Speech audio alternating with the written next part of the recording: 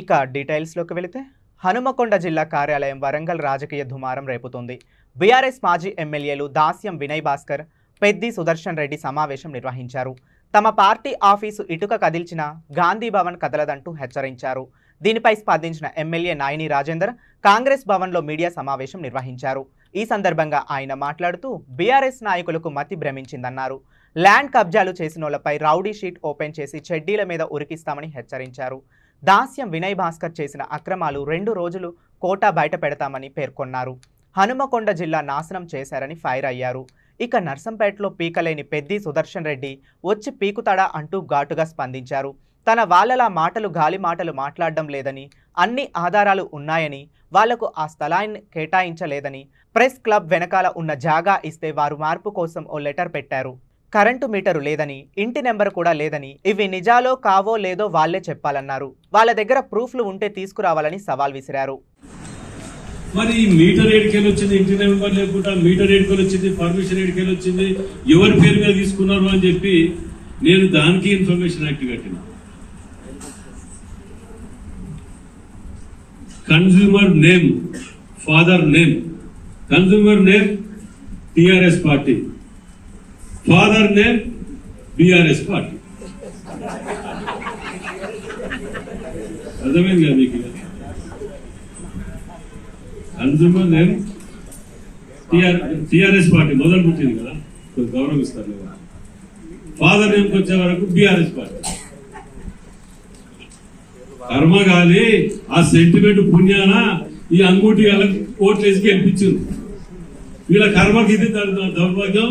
మనం పేపర్లు ముందు పెట్టుకొని ఇలాంటి వాళ్ళ గురించి మనం చర్చించుకోవడం జరుగుతుంది. ఇది ఇంటి నెంబర్ లేకుండా ఎక్కడైనా కరెంటు మీటర్ ఇయ్యగా చూసిండ్రా? ఇది మనకు ఇన్ఫర్మేషన్. ఎందుకంటే అప్పుడు గోపాలరావు గారు ఉన్నట్టుండే కదా, పైన దేనికైనా ఇయ్యగలుగుతారని. సో వీళ్ళు కట్టిన బిల్లుల కాడికి టీఆర్ఎస్ పార్టీ పేరు మీద కొన్ని రోజులు బిల్లులు కట్టలేదు అనంటే కట్టుకుంటా. అసలు మీకు అది ఫస్ట్ ఆఫ్ ఆల్ అది గార్డెన్, మన ఓపెన్ ల్యాండ్ దాంట్లో మీరు పార్క్ ల్యాండ్ లో మీరు ఎట్లా ఇచ్చేస్తారు? ఏ జీవో ప్రకారం లేకుండా కేసులో 9 నెలలు 4 ఏళ్ళకు జైలు పోవాలి.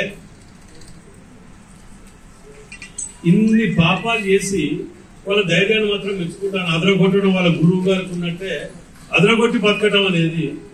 నేను ఇప్పుడు వీళ్ళని అడుగుతాను, మీడియా సమక్షంలో చర్చ ఎక్కడ పెడదామని చెప్పి, ఏడికి రావాలని చెప్పి కూర్చుంటాను. నేను మీ ఆఫీస్ కాడికి వస్తా. ఇటుక పెట్ట మీద చేయి పెడితే గాంధీ భవన్ కూలగొడతాం, ఇది కూలగొడతాం అంటారు కదా, మొగోళ్ళే కదా. నేను ఒకవేళ అది కూలగొట్టకపోతే నేను రూలింగ్ గవర్నమెంట్ కూడా అక్కడ కూర్చుంటా. నేను నీ ఆఫీస్ ముందు కూర్చుంటా. అంటే పార్టీ అడ్డం పెట్టుకొని, ఉద్యమాన్ని అడ్డం పెట్టుకొని ఎన్ని పాపాలు చేసినా బారాకు మాఫా మీకు. శ్రీవాడుపురం చెడ్డిగా దొంగ నయం నీకంటే. ఇన్ని అక్రమాలు చేసి, ఇన్ని దౌర్జన్యాలు చేసి, ఆ అమెరికాలో అటో ఇటో చేస్తారట 160 ఏళ్ళు శిక్ష. మనిషి ఉండేది 90 ఏళ్ళు 100 ఏళ్ళు కూడా అతి కష్టం. ఒక జైల్లో దొరుకుతారు. ఇలాంటి వాళ్ళకి ఎంత పాపం లేదు, ఇలాంటి వాళ్ళని తీసుకుపాడ పెట్టాలి. ఇలాంటివి చేసుకుంటూ ఇంకోటి నేను ఇప్పుడు ఒక్కటే అడుగుతున్నా, అక్కడ కనుక ఇంకోటి కర్మగాలి అన్ని కూడా వాళ్ళు అనుకున్నట్టే మీకేలేదా మాకేలేదా అంటారు కదా.